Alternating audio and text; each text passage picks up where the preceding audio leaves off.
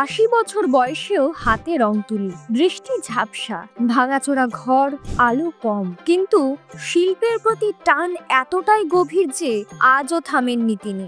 তিনি নদিয়ার কৃষ্ণনগরের প্রবীণ শিল্পী রেবা পাল। রাজ্যের ১,০০০ টাকার ভাতা ছাড়াও পটচিত্র এঁকেই জীবিকা নির্বাহ করেন তিনি। সাবেকিয়ানার ছোঁয়ায় আঁকেন দেবদেবী, ঋষিমুনি, পুরাণ কথা, আর এই ছবিগুলো আজও পৌঁছে যায় কলকাতার বিভিন্ন প্রান্তে। তার স্বামীও ছিলেন পটচিত্র শিল্পী।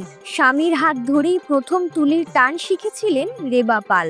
আজ স্বামী নেই, কিন্তু সেই উত্তরাধিকার একাই বহন করছেন তিনি। তিনি জানেন আগের মতো চাহিদা নেই, বাজার দরও কমেছে, তবুও আঁকেন, কারণ এ শুধু রোজগারের উপায় নয়, এ তার প্রাণের খোরাক। তুলি ধরলেই নাকি মন ভালো হয়ে যায় তার। আজ যখন এই শিল্প হারিয়ে যেতে বসেছে, তখনও ৮০ বছরের রেবা পাল আঁকছেন দিন রাত, শুধু একটাই আর্জি নিয়ে, বাংলা যেন পটশিল্পকে ভুলে না যায়। কারণ এ শুধু ছবি নয়, এ বাংলার সংস্কৃতির প্রাণ স্পন্দন।